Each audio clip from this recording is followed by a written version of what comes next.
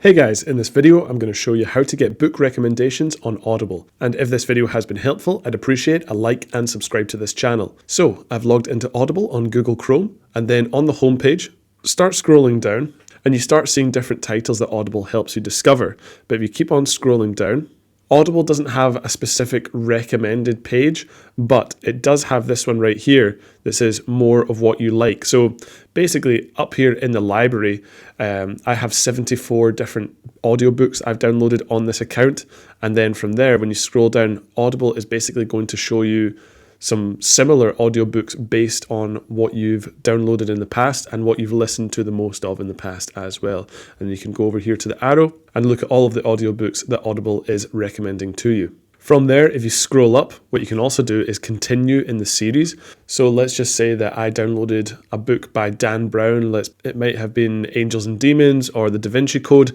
This is another one by Dan Brown that I've not actually downloaded. And again, right here, Sean Atwood, I've maybe downloaded and listened to his first book, but not this one right here. There's some more recommendations from Audible. So guys, I've now switched over to the mobile app on iPhone, and I'm going to show you how to find your recommendations on the homepage of Audible. So I'm on the homepage right now, and then if you scroll down, and because it says I've listened to The Inner Game of Tennis, it now gives us a few different options.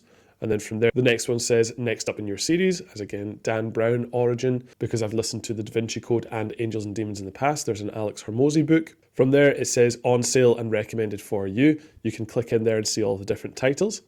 And then basically there's another couple of ones here. It says based on your Amazon library. They're giving you lots of different selections.